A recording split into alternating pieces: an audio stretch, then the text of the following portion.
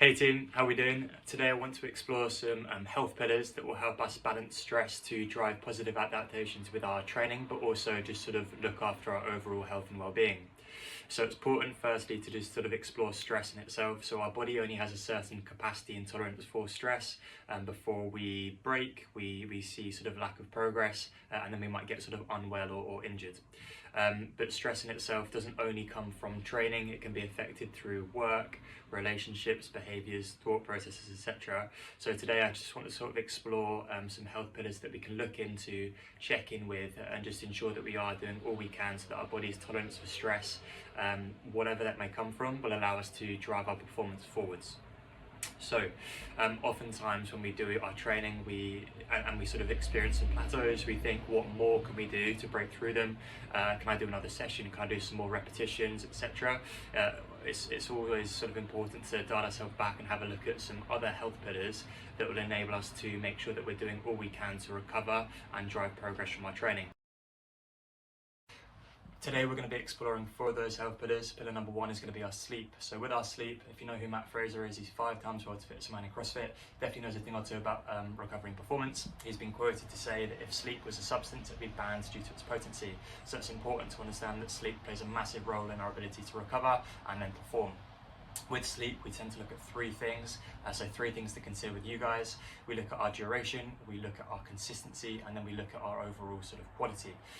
With the duration, it wants to be around 8 hours, so if that seems like a bit of an unrealistic goal, at least moving a little bit closer towards that number.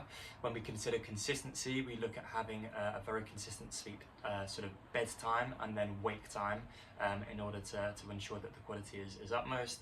And then in terms of the quality, we tend to look at a 10-3-2-1 rule. So 10 hours pre-sleep time, we look to avoid any sort of caffeine as it does play around with our ability to fall asleep. We look about 3 hours pre-sleep time to avoid any large meals because digestion can affect our sleep latency. 2 hours pre, we look at sort of avoiding any stressful work, and then 1 hour pre, we try to avoid any screens because that blue light can affect our ability to fall asleep. Health pillar number 2 is going to be on nutrition. So nutrition plays a massive role in our ability to recover and then make sure we have adequate energy to perform. With nutrition, I'm going to give you a couple of guidelines here to think about. Just majorly, our calories want to be around our maintenance level to make sure that our body is in a position to actually recover and then perform without any lethargy. We want to be biasing nutrient-dense whole foods with protein, which is a huge driver of growth and recovery. We want to be consuming as a minimum 1.6 grams of protein per kilo of body weight. That's for people that are resistance training, endurance training, or playing any sort of sports.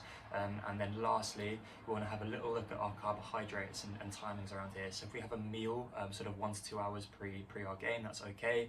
Try and put some carbohydrates there. If our game time or training time is a little bit sort of outside of our normal meal timings, then looking at sort of 30 to 60 grams of carbs about 1 to 2 hours pre-training will be good if our training is going to exceed 45 minutes or if it's a really high intensity session.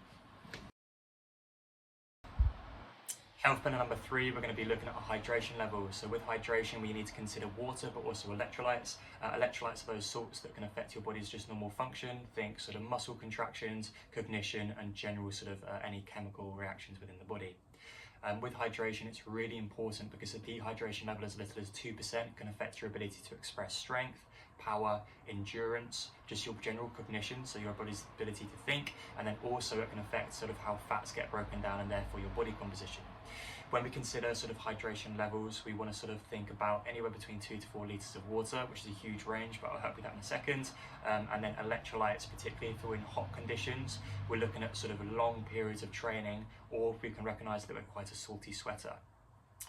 Things to consider about our hydration are just general symptoms of dehydration. So are we getting headaches? Are we lethargic? Are we noticing a decrease in our performance? And then also I'm going to attach a little infographic below that will help you recognize dehydration through the color of your urine.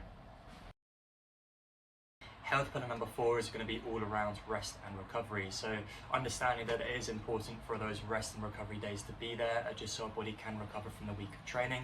But also it's important to recognize that sometimes we need to screen our body and then implement rest and recovery days if we do feel that we're going into a session too fatigued, or if we have felt that we've been fatigued for a long time, and we can recognize that our body's ability to actually move the weight we expected or chase the pace that we might have thought we'd been at is sort of impaired slightly. So genuinely taking rest and recovery days days, making sure that our low intensity days stay low and we don't sort of push that intensity a little bit too much. Just understanding that sort of training at high intensity is potent and it creates lots of fatigue. If we don't take those rest and recovery days, then that fatigue level is going to stay elevated, and then our ability to express that fitness that we've actually gained is going to be somewhat lessened and dampened. So we're going to feel slower, weaker, etc. Hopefully, having looked at all sort of 4 health pillars there, we have a little framework that we can use to check in and just see where we're at with each of those. Is there one that we recognize that we sort of are missing out on? And then we can prioritize a couple of those things we explored today that will help us sort of prioritize our recovery, subsequent performance and progress, and then just general health and longevity. Enjoy, guys. Hopefully